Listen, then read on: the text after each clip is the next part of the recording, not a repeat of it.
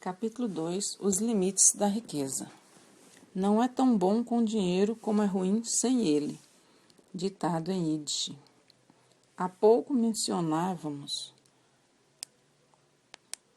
uma sociedade doente pela incapacidade de ajudar-se no assentamento do mundo, ao se negar a auxiliar o outro em questões do tipo: um se beneficia enquanto o outro não perde.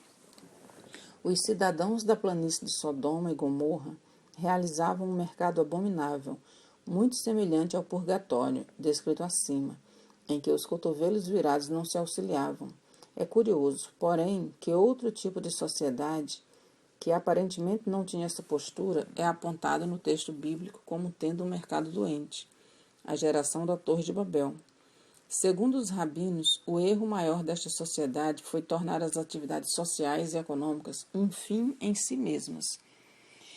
Neste instante, mesmo que descrevendo uma situação de cotovelos virados, que sabem alimentar-se dos maravilhosos quitutes servidos no banquete, não fica caracterizado um paraíso.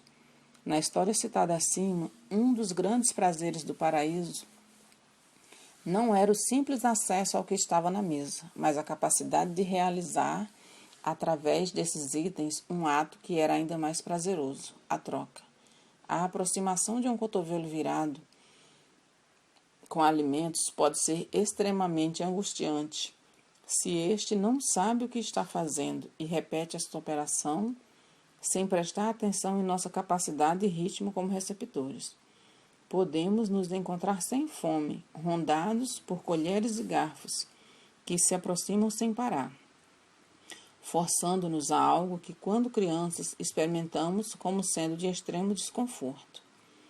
Quando os rabinos tentam explicar-nos que as atividades econômicas podem levar à santidade, referem-se ao fato de que é o corpo que necessita de instrução e elevação, dizia Reb Schimmel de Soshoshov. A alma não precisa de elevação espiritual, uma vez que é pura. É o corpo que necessita ser purificado pelo ser humano, uma vez que foi esta a intenção do Criador ao criá-lo. Ou, como dizia outro mestre, nós não temos uma alma, somos uma alma. Temos sim é um corpo. Esta estranha divisão entre corpo e alma, que ora faz sentido, ora parece um engodo, talvez possa ser expressa sob a forma de prazer, como sendo a diferença entre prazer imediato e prazer cumulativo. Satisfazer o corpo pode ser realizado com a mesma rapidez que fazê-lo sofrer. Tudo não passa de uma velocidade de neurônios. E se os neurônios são nossos limites de velocidade por um lado, ou o modo mais rápido de ser recompensado com experiências de dor ou prazer, a velocidade das experiências do que chamamos alma são as mais baixas possíveis. As vivências da alma só se fecham ou se tornam perceptíveis na medida em que certas etapas de vida são vividas. Enquanto as experiências corpo se saturam com a repetição de eventos e se traduzem em vivências de morte, as experiências alma fazem uma leitura diferente dessas experiências e se traduzem em existência. E existir nos dá muito prazer, pois arcamos com uma responsabilidade e a desempenhamos. Otimizamos um potencial e criamos riqueza e assentamento do mundo para o grande mercado do cosmos. Tudo isto para dizer que o enriquecimento do corpo só encontra limite no enriquecimento da alma, que a abundância das experiências corpo não podem se dar pela escassez das experiências alma.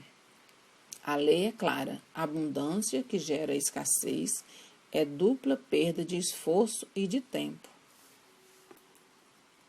Tentemos, então, identificar as formas com que a abundância gera escassez, no sentido da experiência humana, ou o que chamamos de limites da riqueza. Agora acrescentando a palavra humana. São estes os limites de tempo, questões ecológicas, questões morais. Estudaremos estes limites nessa ordem, pois os dois primeiros são conceitos que observaremos de forma mais genérica, enquanto o último nos permitirá um melhor estudo do mercado e, em última análise, do dinheiro ou da troca. Limites do tempo. A cigarra tinha razão. Betul Zeman. Melhor fazer nada do que tornar algo em nada. Ao interpretarem o versículo de Eclesiastes que diz: junte-se às formigas, seu preguiçoso, os comentaristas explicam que a formiga é o símbolo do trabalho desperdiçado. Afinal, necessitam apenas de 2 grãos de trigo para sobreviver uma estação inteira. Mesmo assim, trabalham incessantemente para juntar uma fortuna. A pergunta é, então, fazer o quê? Muito da riqueza acumulada é falta de saber o que fazer, ou coisa melhor que fazer. Nossa mortalidade e as questões do sentido da vida fazem com que, nos momentos em que se apresentem espaços de tempo vazios, pensemos que é melhor combater a escassez e, com isto, acumular tempo para quando tenhamos o que fazer. Na tradição judaica, a pergunta "o que fazer?" tem uma resposta: estudar. Tempo é algo para ser dividido entre estudo, trabalho e necessidades fisiológicas, comer, dormir, ir ao banheiro e lazer. Todo excedente de tempo, uma vez atendidas as necessidades fisiológicas e de trabalho, deve ser destinado ao estudo. Portanto, trabalho ou unidades de escassez, convertidas em abundância, têm um limite dentro do limite de tempo existente a um ser humano. O que se entende por estudo é literalmente a dedicação ao estudo da Torá, dos valores que permitem a um ser humano ser mais humano em sua condição de percepção, insight e de compaixão, entendendo através de sua natureza o outro. Estudo que permite a criação do paraíso. Lembre-se de que, na história da visita do Rabino ao paraíso, este encontrou insight sob a forma de resolver o problema do cotovelo e compaixão sob a forma do prazer derivado de poder ajudar, e que deve ser imposto culturalmente. A cultura deve ensinar àquele que ainda não alcançou os limites de suas necessidades que não é um bom negócio dedicar todo o seu tempo ao objetivo de conseguir saciá-las. Mesmo que o indivíduo se diga diferente da geração da Torre de Babel, pois visa chegar a este limite de suas necessidades e então parar o estudo. Anda assim, pertence a este grupo e incorre no erro de Betul Zeman, desperdício de tempo. O nosso tempo já tem destino a priori, ser mais e conhecer mais sobre o potencial que somos. Todo o tempo dedicado a outra atividade também é uma forma de ser e conhecer. Também é uma forma de ser e se conhecer, razão pela qual o mercado santifica. Mas, com limites reais, quando ultrapassados, representa Betul Zeman, utilização indevida de tempo destinado às experiências da alma. Estas, apesar de se acumularem no tempo dedicado a outras atividades, só se fecham, também no consumo real de tempo. Por isso, é melhor nada fazer do que transformar algo em nada. Melhor defrontar-se com o nada do que assumir, enriquecer, além dos limites e fazer do seu tempo nada. Suportar o nada leva o indivíduo ao estudo. E o estudo verdadeiro é o que não leva a nada, uma digressão. Utilizando bem seu excedente de tempo, o estudo que não leva a nada. É importante fazermos uma pequena digressão sobre o estudo, já que este interfere na nossa riqueza e é bem de suma importância para o mercado. Um mercado com muito tempo feito de Betul Zeman, perda de tempo, ou agora que já podemos abrir o jogo, perda de tempo de estudo, vai também sendo corroído de tal forma que os valores reais de seus circulantes decrescem. As depressões, as apatias e as perdas de sentido decorrentes de muito Betul Zeman custam muito ao mercado. O grande negócio, então, é estudar. Mas do que estamos falando? Maimônides dizia que o desenvolvimento de indivíduos se dá através de sua percepção da recompensa ou remuneração. Introde, Amish, Perek Shelek. associada a seu estudo. Começamos como crianças, estudando e aprendendo, para obter do professor um torrão de açúcar. Já maiores, estudamos para receber amendoins. Quando adolescentes, estudamos com o objetivo de obter um sustento. Quando adultos, estudamos para sermos honrados e desfrutarmos de respeito. É, porém, apenas quando chegamos à maturidade que estudamos para nada, lishma. Em nome de quê? Estudamos lishma em nome de nada para existir.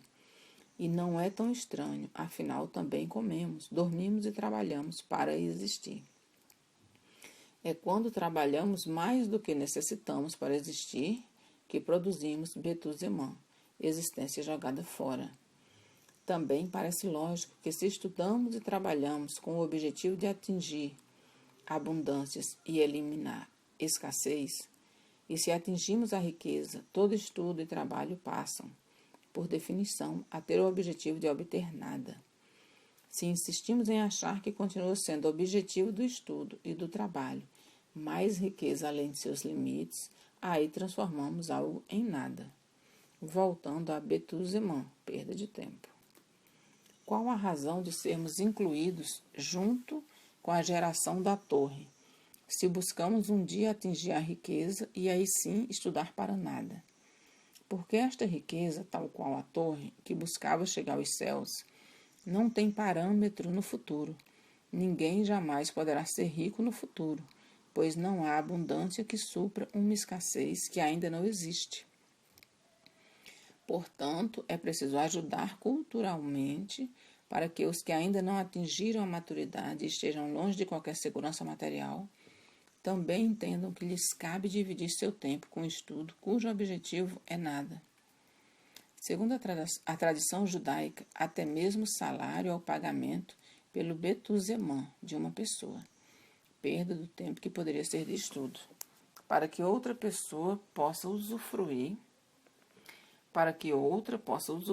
direta ou indiretamente de seu zemã, tempo destinado ao estudo.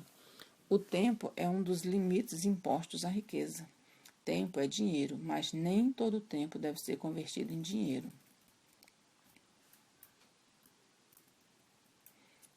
Limite ecológico ou espacial. A partir da definição de riqueza como abundância que não gera escassez, pressupõe-se limites. O sustento congelado na natureza só deve ser transformado em sustento quando necessário. E não há melhor forma de conservar sustento do que sob a forma de natureza. Ao ter o maná caído dos céus, os hebreus que tentaram juntar mais do que a porção diária, não só tiveram seu excesso apodrecido, bem como atuaram no meio, diminuindo sua vontade de promover sustento. Novamente se aplica a ideia de que, quando não é necessário, é melhor não fazer nada do que tornar algo em nada. Deve-se tomar muito cuidado, pois lucro pode ser mera imaginação. Lucro hoje que gera prejuízo amanhã não representa riqueza. Ao contrário, é um duplo trabalho desperdiçado. Muitas vezes somos obrigados a agir desta forma para sobreviver, porém um mercado sofisticado deve planejar-se para evitar este tipo de ocorrência que vai contra a lei de Shuv Olam, assentamento do mundo. Quem é rico? O Talmud se pergunta. Quem é verdadeiramente rico? Rabi Yossi dizia, aquele que tem um banheiro próximo de sua mesa de jantar. Rabi Meir dizia, aquele que deriva paz de espírito de sua fortuna. Shabat 25b. Rabi Meir sintetiza o senso comum de que é rico quem adquire a máxima qualidade de vida sem gerar escassez para si e para os outros, cumprindo suas responsabilidades para com o outrem, evitando o desperdício de tempo e não descongelando o sustento da natureza acima do necessário. Rabi Meir chama isto de paz de espírito, tirada de uma fortuna, ou, em outras palavras, não é fácil ser rico. Uma interessante descrição de um falso rico encontramos em Bahia IBN Pacuda, século XI. em seu Obrigações do Coração. Sobre aquele que acha que suas percepções nos assuntos financeiros são seus pensamentos mais sofisticados, seus sonhos o levam às mais incríveis expectativas, de tal maneira que seus vários tipos de propriedades não são suficientes. Ele é como fogo que queima com mais intensidade à medida que se coloca mais lenha. Seu coração também se entusiasma por seus sonhos. Espera com ansiedade pela estação em que a mercadoria deve ser estocada e pela estação na qual deve ser vendida. Ele estuda as condições do mercado, reflete sobre o barateamento ou encarecimento de bens e fica atento para saber se os preços estão diminuindo ou aumentando em diferentes partes do mundo. Não há calor ou frio, nem tempestade no mar, ou distância no deserto que o faça desistir de atingir os lugares mais remotos. Faz tudo isto na esperança de chegar a um fim, numa questão que não tem fim e que pode, sim, gerar muita dor, atribulação e esforço em vão. E se consegue um pouco daquilo que esperava, provavelmente tudo que terá desta fortuna será o trabalho de cuidar da mesma, administrá-la, tentando salvaguardá-la de toda sorte de perigos, até que venha parar nas mãos daquele para quem foi decretada. Ser rico exige uma simplicidade que permita não perder os parâmetros da razão, porque buscamos ser ricos. Ao mesmo tempo, isto não nos libera do ideal desta riqueza, e deve-se ter o mesmo cuidado para não exagerar nesta simplicidade, da mesma forma que não se deve perdê-la de vista.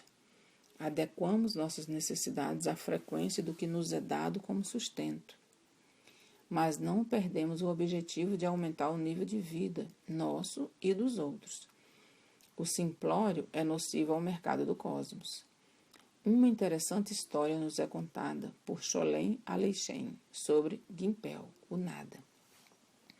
História esta sobre um homem simples que vive uma vida sem ambições, fazendo seu trabalho de limpeza das ruas, humilde e sem filhos, nunca tendo entrado em disputas, tem até na sua morte o enterro de indigente, onde nem lápide lhe é ofertada, porém nos céus há um enorme alvoroço.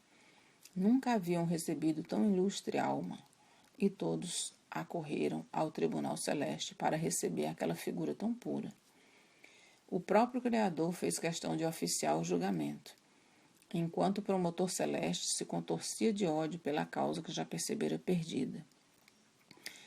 Gimpel foi então trazido frente aos anjos, o Criador e o promotor, que foi logo desistindo de fazer qualquer acusação. O Criador então tomou a palavra e, elogiando Gimpel, lhe disse: tão maravilhoso foste em tua vida que tudo aqui nos céus é teu.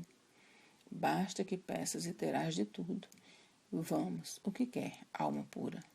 Gimpel olhou então com desconfiança e, tirando o chapéu, disse: tudo? Tudo, respondeu o Criador. Então eu queria um café com leite e um pãozinho com um pouco de manteiga. Ao revelar isto, a decepção tomou conta dos céus. O Criador sentiu-se envergonhado e o promotor não conteve sua risada. Gimpel não era um justo, era um simplório. De nós é exigido um máximo. É correto que este máximo é dependente de inúmeras variáveis, como vimos acima, mas é um máximo. Disto não há saída, e a própria definição de vida é saber administrar o máximo de estudo, o máximo de riqueza e o máximo de respeito aos que e às coisas que estão ao nosso redor. Este equilíbrio não só traz paz de espírito, como enriquece o mercado e assenta o mundo. Moishe, o cabalista e o sustento. Certa vez tocou o interfone e a secretária disse: Rabino? Sim. Tem um rapaz que diz que é cabalista e quer falar com o senhor. Pode subir? Não é todos os dias que eles batem a porta. Concordei e vi entrar um tipo tranquilo, cheio de reverências. Apresentou-se no inglês truncado. Meu nome é Moishe. Sou um cabalista e vim vender-lhe livros. Começou a mostrar-me seus livros enquanto eu observava aquele sujeito curioso e tentava dele tirar algumas informações. Contou-me que havia entrado no país com 1000 livros, que haviam sido retidos no aeroporto. Conseguira, no entanto, retirá-los, mesmo sem guia de importação, e sem entender muito da legislação e seus trâmites. Comentou então: difícil é fazer livros sobre cabala. Aí tudo de ruim acontece. O outro lado faz o que pode para impedir. O armazém com teu papel pega fogo, máquinas quebram e assim por diante. Mas quando fica pronto ele se transforma em parnusse, sustento, aí já não pode mais fazer nada.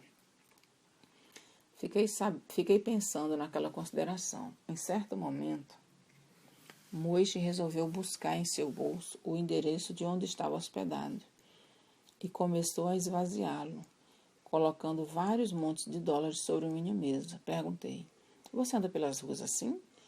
Você não sabe que é perigoso? Há muito assalto por aqui. Fitou-me com curiosidade e disse: isso também é uma regra. O que é teu realmente, teu, ninguém pode levar. Se é parnusse, é claro. Soube depois que Moishe andava de ônibus pela cidade, oferecendo as obras que havia trazido consigo. Quando nos encontramos novamente, lhe perguntei: como você faz para vender livros em hebraico para pessoas que não têm a menor condição de entendê-los? Ele explicou: eu digo que estes livros, mesmo que sejam difíceis de ler, são livros bons de ter, que somente pelo fato de tê-los na estante é em si um convite à bênção. O que realmente calou fundo foi a atitude determinista de Moishe, que deixava claro, acima de tudo, que um grande vendedor estava às soltas pela rua, batalhando arduamente por seu sustento. Afinal, um certo sustento já está assegurado, elemento esse que independe do esforço consciente de querer vender ou ganhar mais. Na tradição judaica encontramos este mesmo tipo de postura na discussão entre livre-arbítrio e segula, literalmente tesouro. Livre-arbítrio é o esforço realizado conscientemente para obter ou conseguir algo, enquanto segula é uma força interior implantada na natureza da alma, que, tal qual a natureza de tudo que existe, não pode ser mudada. O sustento se dá, então, numa interação entre estas duas forças. Assim como certas partes de nossa atividade para manter nossa vida são ativas, fazer, atacar, fugir, outras são passivas e acontecem a despeito de nossa consciência. Ainda que por intermédio de um esforço que é nosso, respirar, digerir, sistema circulatório. Segundo os rabinos, existem em nós movimentos de sustento, que são ativos e representam o somatório dos esforços conscientes, e também passivos, que são um tesouro embutido em nossas almas, que é explicado da sorte ao tino comercial. Conhecemos este fenômeno na medida em que experimentamos certas intuições conscientes, que são o limite do que somos e do que nos é feito.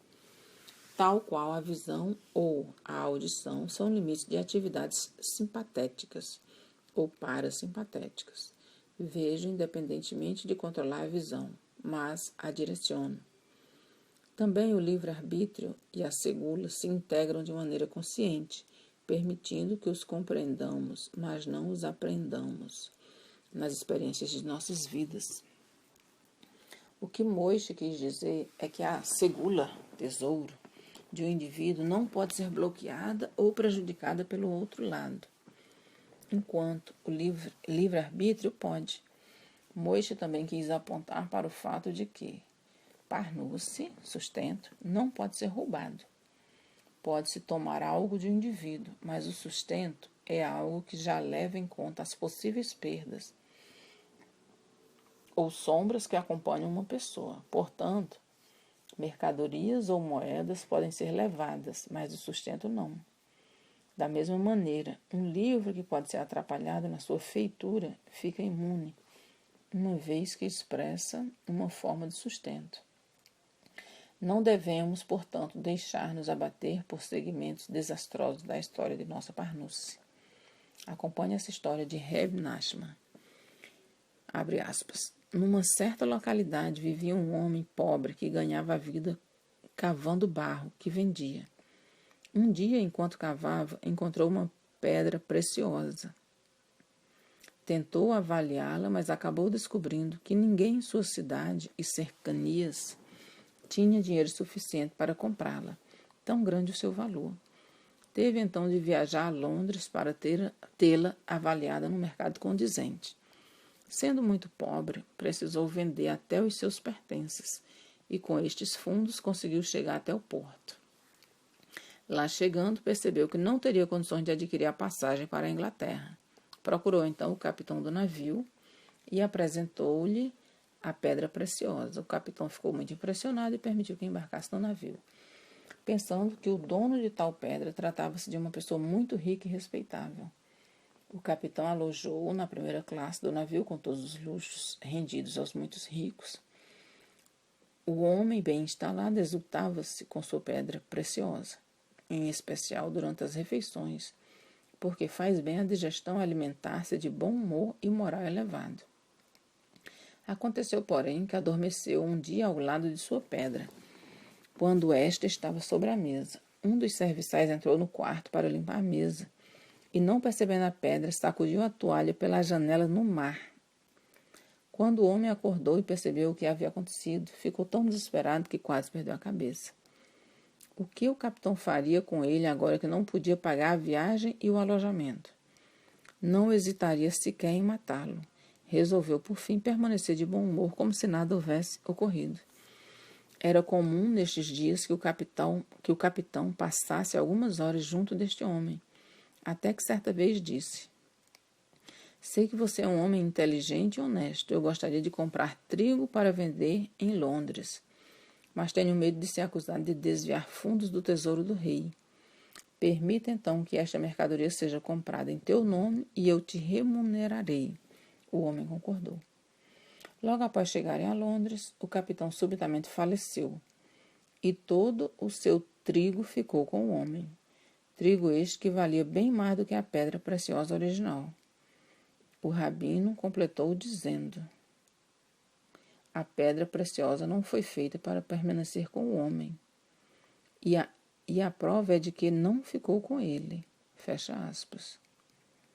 O trigo tinha como destino ser seu, e a prova é de que permaneceu com ele. A razão que o fez chegar a ser bem-sucedido é porque soube se controlar em seu insucesso. O insucesso é uma expressão momentânea de uma parnusse, um sustento. No entanto, seu ciclo maior da segula, do tesouro, permanece inalterado. Se algum tempo for dado a ele, irá reconstituir-se. Diz-se em Yiddish, 1 grama de sorte vale mais do que 1 quilo de ouro. Ou talvez uma boa segula vale mais do que uma decisão acertada no mundo dos negócios. Segula não é sorte, é a integração profunda de quem somos e nossa importância e intensidade para o meio que nos cerca.